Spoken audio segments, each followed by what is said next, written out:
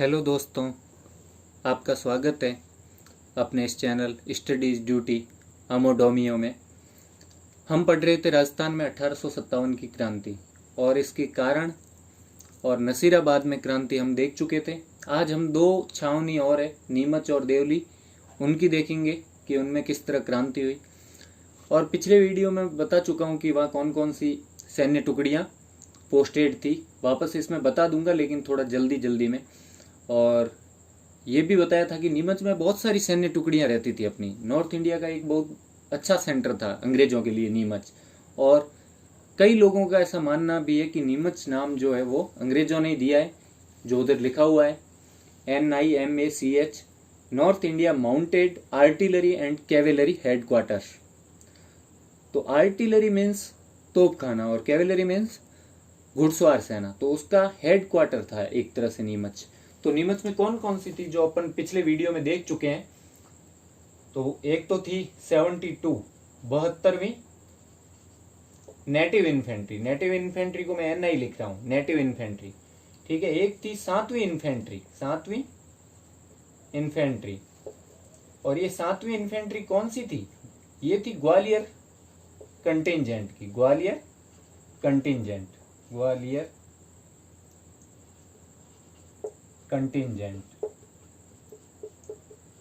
और एक थी फर्स्ट बंगाल कैवेलरी, या कैवेलरी भी बोल सकते हैं, फर्स्ट बंगाल कैवेलरी। और एक थी हॉर्स आर्टिलरी। मेनली ये सैन्य टुकड़ियां यहाँ पे पोस्टेड थी नीमच में। अब इसके साथ हमारे को ये भी देखना होगा वहां कौन कौन से ऑफिसर थे। तो एक ऑफिसर था जिसका नाम है अबॉट। क्या नाम है? अबॉट। पूरा नाम है अगस्टस अबॉट। ये 72वीं नेटिव इन्फेंट्री का था, कमांड संभाल रखी थी इसने 72वीं नेटिव इन्फेंट्री की। और जब क्रांति हुई तो भी पूरी नीमच छावनी की कमांड किसने देखी थी? अबॉट ने ही देखी थी। तो नीमच नसीराबाद में जो छावनी हुई वो खबर नीमच के अधिकारियों तक पहुंच गई थी, इसलिए उन्होंने पहले ही देख लिया कि यहाँ भी क्रांति हो सकती है। तो अपनी सेनाओं का निरीक्षण भी किया। एक दो अधिकारी थे उन्होंने, वैसे उनके नाम इंपॉर्टेंट नहीं है, लेकिन एक घटना घटी कि अबॉट को लगा यहाँ भी क्रांति हो सकती है। तो उन्होंने सैनिकों को और जो सैन्य अफसर थे टुकड़ियों के, उनको इकट्ठा किया और बोला कि तुम्हें मतलब हमारे प्रति वफादारी की प्रतिज्ञा करनी होगी, कसम खानी होगी। जो मुस्लिम सैनिक है वो कुरान की कसम खाएंगे, जो हिंदू सैनिक है वो किसकी? गंगा माता की कसम खाएंगे। लेकिन एक सैनिक ऐसा निकला अबॉट के कसम खिलाने पे, तो इसके आगे लिख रहा हूं मैं, कसम किसकी? वफादारी की। तो कौन था एक सैनिक? मोहम्मद अली बेग। मोहम्मद अली एक बॉक्सर का नाम है, तो ये भी तगड़ा ही आदमी था, मोहम्मद अली बेग।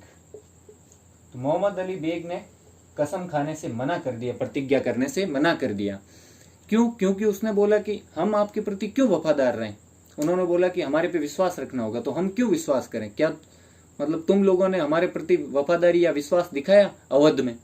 क्योंकि अवध हड़प लिया था एक तरीके से। मतलब और भी बहुत सारे एग्जाम्पल दिए कि वहां क्या तुम हमारे प्रति वफादार रहे, तो हम क्यों वफादार रहे। तो मोहम्मद अली बेग ने अबॉट द्वारा प्रतिज्ञा लेने के लिए कहने पे उसने मना कर दिया, प्रतिज्ञा लेने से या कसम खाने से। कौन सा सैनिक था वो? मोहम्मद अली बेग। अब दूसरा अपन अधिकारी देखेंगे, वो है कि नीमच का सुपरिंटेंडेंट कौन था।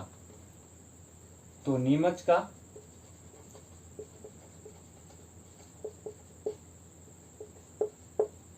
सुपरिंटेंडेंट कौन था? वो था लॉयड। कौन था?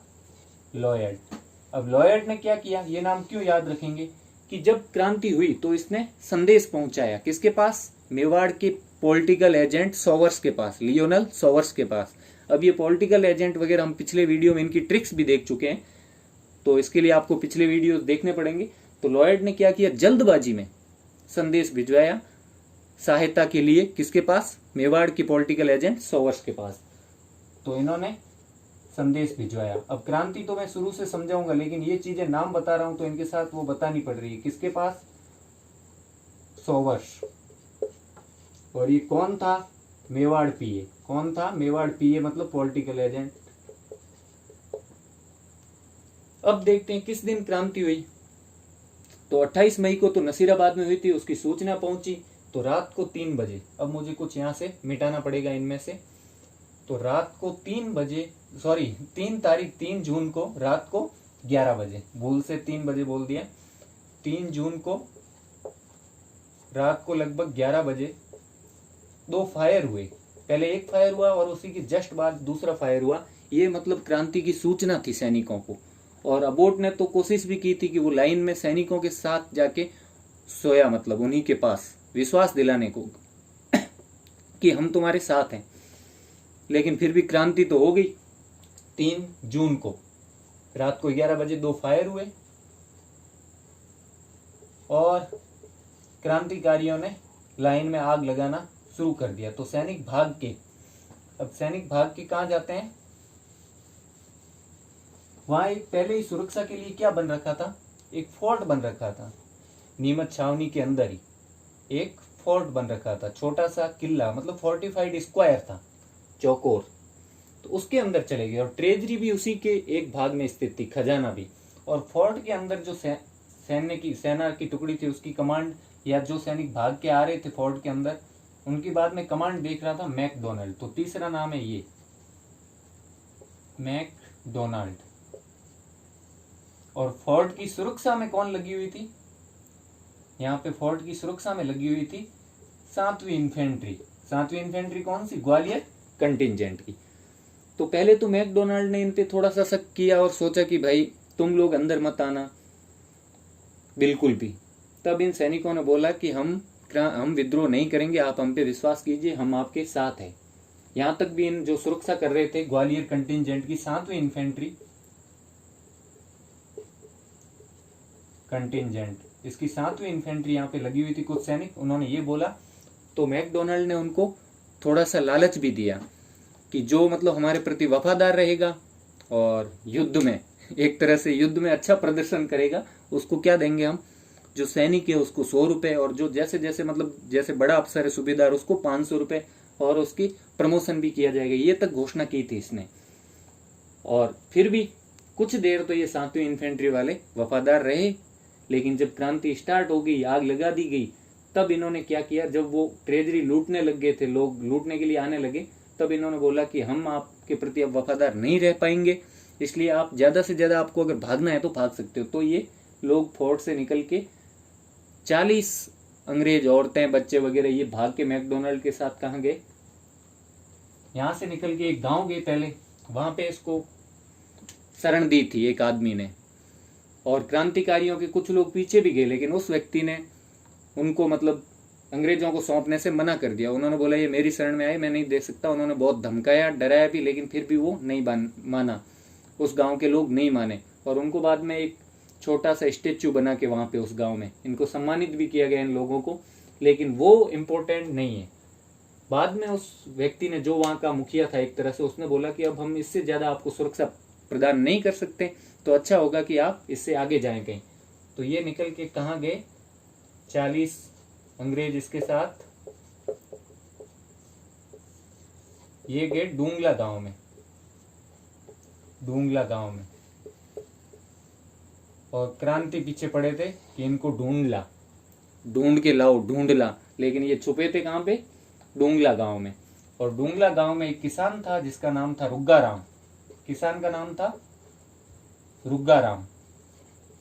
तो नाम आसान है, कहाँ पे रुका 40 अंग्रेज, रुका रुग्गा के घर। कहाँ रुका, रुग्गा और रुक्का एक जैसा है। तो किसान रुग्गा राम के घर पे वो रुके थे। यहां से, इस डूंगला से, जो मैकडोनाल्ड था उसने संदेश भिजवाया दोबारा। मैकडोनाल्ड ने संदेश भिजवाया किसके पास, वापस सोवर्स के पास संदेश भिजवाया। और ये संदेश पाके फिर सोवर्स आता है और वहां से 40 अंग्रेजों को निकलवाता है और राजा स्वरूप सिंह से बोलता है उनको शरण देने के लिए। तो राजा स्वरूप सिंह उनको कहां पे शरण देते हैं, जग मंदिर के महलों में। कहां शरण देते हैं, जग मंदिर के महलों में इन अंग्रेजों को शरण दे देते हैं। तो वो पहले डुंगला गांव में रुके होते हैं, तो मैकडोनाल्ड वहां से संदेश भिजवाता है सॉवर्स के पास, मेवाड़ पॉलिटिकल एजेंट के पास। तो वो वहां से उन लोगों को निकलवाता है और राजा स्वरूप सिंह को उनको शरण देने को बोलता है, और वो जग मंदिर के महलों में उन्हें शरण देते हैं। तो ये भी क्वेश्चन पूछ सकते हैं, याद रखना है आपको। और सहायता के लिए तो Mewar political agent Sowers, Lionel Sowers, और राजा कौन था, स्वरूप सिंह, इन्होंने शरण दी। अब हम ये चीज तो देख चुके कि कैसे कैसे क्रांति हुई। तो सारे लोग लगभग इस फोर्ट में आ गए थे, नीमच छावनी के लगभग, कोई ज्यादा हानि नहीं हुई बड़ी आग लगाने पर। लेकिन एक थोड़ा सा बोलते हैं कि सार्जेंट सप्पल नाम का एक था अधिकारी, सार्जेंट का मतलब होता है अधिकारी। अब सॉरी, लेकिन एक कोई वीडियो में जब पुराने टाइम में देख रहा था तब कोई पढ़ा रहा था कि यहाँ कौन कौन से ऑफिसर थे, तो उन्होंने सार्जेंट ही नाम बता दिया। वो सार्जेंट कोई नाम नहीं है, सार्जेंट जैसा कि आप जानते ही होंगे एक ऑफिसर रैंक है। तो सार्जेंट सप्पल की पत्नी और उसके बच्चे जल गए थे। कौन थे, सार्जेंट सप्पल। नाम नहीं भी याद हो तो कोई बात नहीं, ये शायद ही पूछते हैं क्योंकि ज्यादा जगह तो ये पढ़ाते भी नहीं है और याद भी नहीं होता है किसी को। सार्जेंट सप्पल की पत्नी और बच्चे, पत्नी एंड बच्चे, ये जल गए थे उसी लाइन में, ये नहीं पहुंच पाए थे क्योंकि क्रांतिकारियों को यही लगा कि सब लोग भाग चुके हैं। वो कोई मतलब किसी पत्नी औरत या उनको ज्यादा नुकसान नहीं पहुंचाना चाहते थे शायद, क्योंकि अगर 7वीं इन्फेंट्री इन्हें जाने दे सकती है तो उनको भी जाने दे सकते थे। लेकिन उन्होंने सोचा कोई है नहीं, सब आग के हवाले कर दिया, तो उनकी चपेट में आके पत्नी और बच्चे ये जल गए थे। सप्पल की पत्नी, सार्जेंट सप्पल की पत्नी। अब ये तो था क्रांति, कौन कौन से अधिकारी उन्होंने क्या किया, ठीक है। अब सावर्स ने जब ये कर दिया कि इनको तो सेफ पहुंचा दिया जग मंदिर के महलों तक, फिर सावर्स गया वहां नीमच, लेकिन तब तक वहां से क्रांतिकारी तो निकल चुके थे दिल्ली के लिए। तो वहां गया, तब उसकी सहायता किसने की, उसके साथ कौन गया सावर्स के साथ, ये हमें यहीं पे देखना होगा याद रखने के लिए।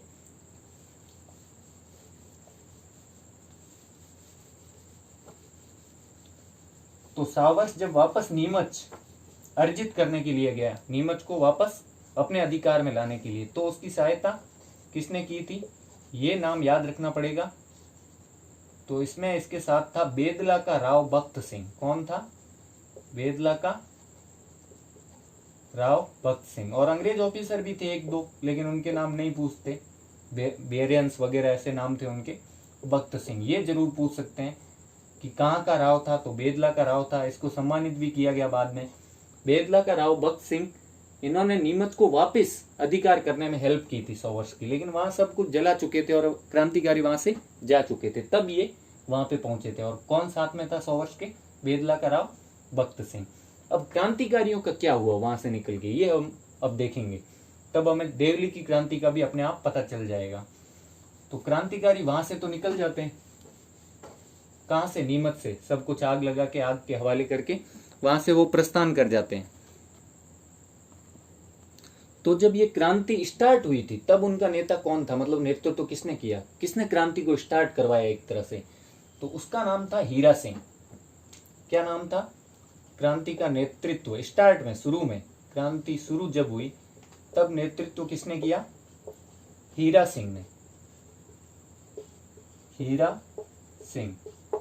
लेकिन जब सब कुछ जला दिया और खजाना लूट लिया, तब इनकी एक बैठक हुई प्रस्थान करने से पहले। तो उस बैठक में खजाना बांटा गया सैनिकों में, और साथ ही साथ उन्होंने अपना नेता भी तय किया और कुछ सैनिकों को पद भी दिए, उनका पद भी बढ़ाया कि आज से तुम इस पद पर हो। तो उस बैठक में किस किस को बनाया गया, क्या क्या बनाया गया, ये हम देखेंगे। तो कमांडर किसको बनाया गया, सेना का कमांडर बनाया गया गुरेश राम को। किसको बनाया गया, गुरेश राम, इसको कमांडर बनाया गया। ये सूबेदार था पहले, इसको कमांडर बना दिया कि तुम हमारी सेना के कमांडर हो। फिर ब्रिगेडियर बनाया, ब्रिगेडियर बनाया सुदेरी सिंह को,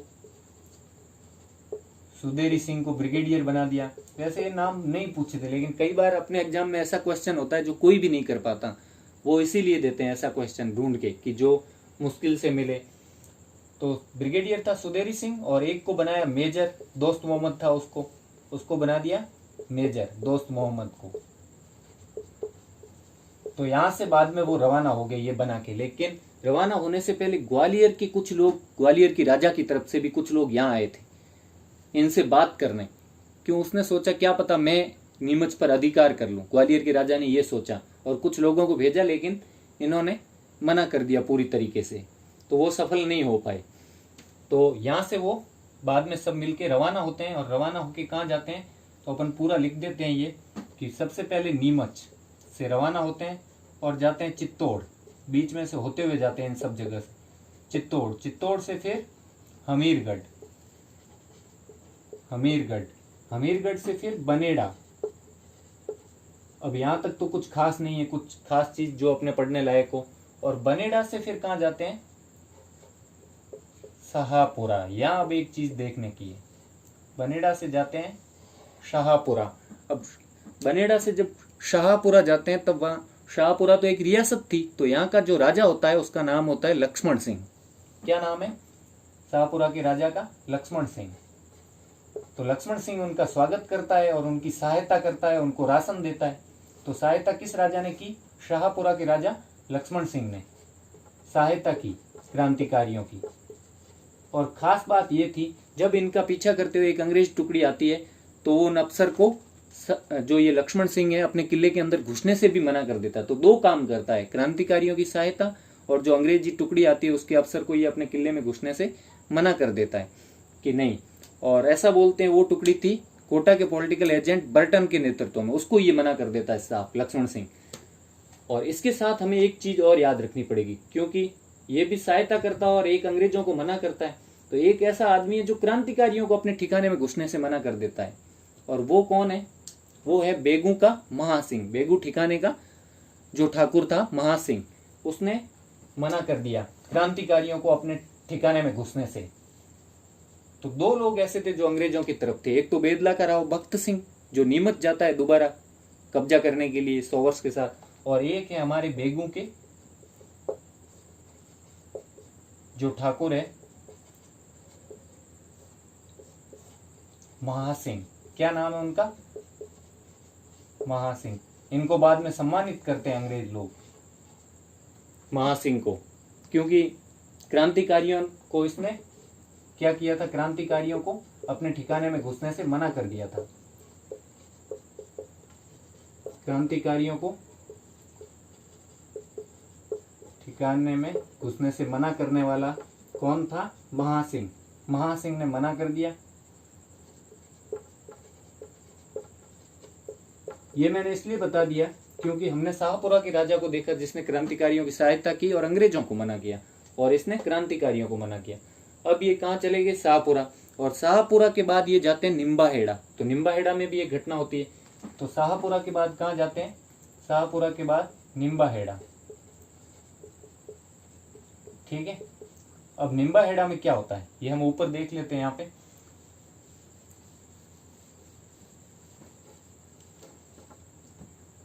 तो निम्बाहेड़ा, निम्बाहेड़ा में एक आदमी होता है जिसका नाम है ताराचंद पटेल। तो ताराचंद पटेल जी क्या करते हैं? पहले तो निम्बाहेड़ा के लोग क्रांतिकारियों का भव्य स्वागत करते हैं। तो निम्बाहेड़ा में इनका स्वागत हुआ था क्रांतिकारियों का, तो यहाँ पे स्वागत हुआ था। और ताराचंद पटेल ने जब क्रांतिकारी यहाँ से रवाना हुए तो पीछे अंग्रेज टुकड़ी आई, किसके नेतृत्व में? कर्नल जैक्सन के नेतृत्व में। कर्नल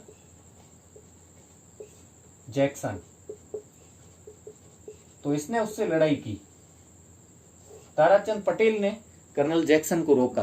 क्रांतिकारियों, जब क्रांतिकारी आगे निकल चुके थे तो कर्नल जैक्सन उनके पीछे आया, तो ताराचंद पटेल ने लड़ाई की इनसे और कर्नल जैक्सन को रोका, इस टुकड़ी को रोका कर्नल जैक्सन वाली को। तो उनका नाम क्या था? ताराचंद पटेल। अब निम्बाहेड़ा की इतनी बात है, और उससे आगे कहाँ जाएंगे? निम्बाहेड़ा से आगे सीधा देवली। निम्बाहेड़ा से फिर जाते हैं वो देवली। तो ये यहां से हमारी देवली में भी जो क्रांति हुई वो चीज शुरू हो जाती है। ठीक है, तो देवली में जब ये सूचना पहुंचती है नीमच की, अब हमारी देवली शुरू हो गई है थोड़ी सी। देवली का थोड़ा सा ही पार्ट है, कुछ ज्यादा नहीं है, इसलिए दोनों साथ में पढ़ा रहा हूं मैं। तो देवली में जब सूचना पहुंचती है क्रांति की कि नीमच में क्रांति हो गई है, सूचना पाते ही अंग्रेज वहां से भाग जाते हैं, वहां से भाग जाते हैं। और कहाँ पे रुकते हैं बाद में, जैसे नीमच के जो 40 अंग्रेज भाग के डूंगला गांव में रुके, वैसे ही देवली वाले अंग्रेज भाग के कहाँ रुके, ये क्वेश्चन पूछ सकते हैं, क्योंकि डूंगला वाला सबको पता रहता है, सब पढ़ाते हैं, सब जगह आता है। तो वो भाग के जहाजपुर रुके थे। कहाँ रुके थे? जहाजपुर, यहाँ पे रुके थे। लेकिन अंग्रेज तो भाग गए, लेकिन देवली में जो टुकड़ी थी, देवली में कौन सी टुकड़ी थी? कोटा कंटिजेंट की, जो पिछले वीडियो में बताई जा चुकी है। तो वो सैनिक, जो देसी सैनिक थे देवली में, वो भी अब क्रांति से प्रेरित हो चुके थे। तो वो देसी सैनिक इनका इंतजार कर रहे थे, नीमच वालों का, कि कब तुम आओ और हम आपके साथ मिलें। देसी सैनिक क्या कर रहे थे? इंतजार। किसका? नीमच वालों का। और जब नीमच वाले पहुंच गए यहाँ पे निम्बाहेड़ा से देवली, तो वो भी इनके साथ हो लिए, देवली वाले भी, और देवली की लाइन में भी उन्होंने आग लगा दी। तो यहाँ देवली से अब देवली के सैनिक भी मिल चुके हैं। तो और देवली से आगे वो प्रस्थान कहाँ करते हैं? टोंक की तरफ। तो ये हम देखेंगे आगे, मेरे को ऊपर लिखना पड़ेगा, ये यहाँ लिख देता हूँ। देवली से वो जाते हैं टोंक। अब टोंक अलग से पढ़ाया जाएगा, टोंक में कैसे क्रांति हुई ये अलग से बताया जाएगा, लेकिन उसमें छोटा सा ही टॉपिक है, आधा तो हम यहीं देख लेंगे, और जो दोबारा चीज बतानी होगी वापस बता दूंगा। तो अब टोंक में क्या होता है? तो टोंक का पहले तो नवाब कौन था? टोंक में नवाब था, राजा नहीं था। तो टोंक का नवाब था, उसका नाम था वजीरुद्दौला। इसकी ट्रिक्स अभी जो राजा क्रांति के टाइम ट्रिक्स है इनकी, नवाब और जो राजा थे क्रांति के टाइम, कौन कौन से राजा थे रियासतों में, या कौन किस जगह नवाब था, तो उनकी एक ट्रिक्स बता रखी है पिछले एक वीडियो में। तो यहाँ नवाब था वजीरुद्दौला। तो ये तो था अंग्रेजों की तरफ, ये तो छुप के बैठ गया जब क्रांतिकारी आए। लेकिन जो इसकी सेना थी, ये तो था किसके पक्ष में? अंग्रेज पक्ष में। लेकिन इसकी सेना ने क्रांतिकारियों का स्वागत किया। इसकी सेना ने स्वागत किया किसका? क्रांतिकारियों का। और इसका वजीरुद्दौला का एक मामा था मीर आलम। अब उस मीर आलम ने क्या किया? इन क्रांतिकारियों का नेतृत्व संभाला। अब वहां से तो नेतृत्व कोई और ही करते आ रहे थे, गुरेज राम वगैरह। क्रांति शुरू हीरा सिंह के नेतृत्व में, बाद में गुरेज राम बन गया कमांडर। लेकिन यहाँ पे टोंक में पहुंचते उनको एक नेतृत्व करने वाला मिल गया, और वो था वजीरुद्दौला का मामा।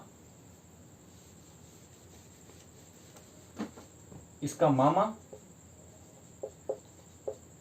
मीर आलम, उसका नाम था मीर आलम। तो मीर आलम ने क्रांतिकारियों का साथ दिया और इनका नेतृत्व किया जब ये यहाँ पे आ गए। तो यहाँ पे टोंक में कुछ घटनाएं भी हुई, जो हम टोंक जब पढ़ेंगे तब उसमें देखेंगे। तो इसके बाद जब टोंक पहुंच गए, तो उसके बाद वो रवाना होते हैं आगरा के लिए, और आगरा चले जाते हैं। तो टोंक से फिर कहाँ चले जाते हैं? आगरा। क्रांतिकारी सभी मिलके, टोंक वाले जो सैनिक है उनको साथ लेके, क्योंकि सैनिक तो इनके पक्ष में थे, सिर्फ नवाब ही अंग्रेज पक्ष में था। तो ये घटना हुई हमारे देवली और इस नीमच में।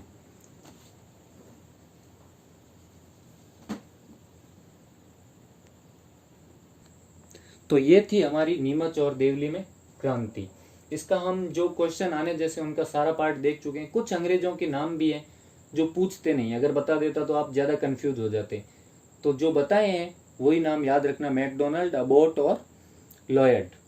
तो मेनली अबोट तो जरूर याद रखना, क्योंकि किसने कसम खिलवाई थी? वो था अबोट। ठीक है। और इनमें आपको हीरा सिंह की क्रांति किसके नेतृत्व में शुरू हुई? तो हीरा सिंह के नेतृत्व में। ये नाम जरूर याद रखना। कसम खाने से मना किसने किया? तो मोहम्मद अली बेग ने। और सब मिलके कहाँ को रवाना हो गए? टोंक के बाद आगरा। हाँ, ये चीज पूछ सकते हैं कि कहाँ गए या कहाँ रुके? तो नीमच वाले डूंगला रुके, देवली वाले जहाजपुर रुके। कौन? अंग्रेज।